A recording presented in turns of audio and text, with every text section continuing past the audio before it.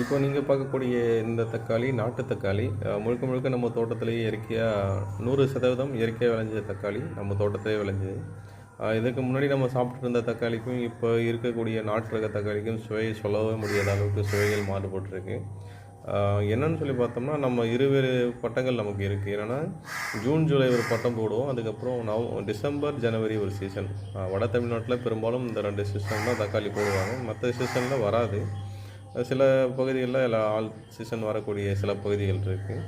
இருந்தாலும் நம்ம இதில் என்ன பண்ணியிருக்கோன்னா செலக்டிவாக சில ரகங்களை தேர்வு செஞ்சு வச்சுருக்கோம். சுவை வந்து ரொம்ப அளப்பரிய ஒரு சுவையாக இருக்குது. அந்த நாட்டு தக்காளியுடைய அந்த புளிப்புத்தன்மை வந்து ரொம்ப பிடிச்ச ஒரு சுவை, நமக்கு எல்லாருக்குமே பிடிக்கும். ஆனால் நீங்கள் பாருங்கள், மார்க்கெட்டில் இருக்கக்கூடிய தக்காளியில் அந்த புளிப்புத்தன்மை இருக்கான்னு கொஞ்சம் செக் பண்ணி பாருங்கள். கண்டிப்பாக இருக்காது. அந்த விதைகள் எல்லாமே நம்ம வந்து சேகரிக்க போகிறோம். வரக்கூடிய காலங்களில் நண்பர்களுக்கு வந்து பகிரப்படுவதற்காக. நன்றி.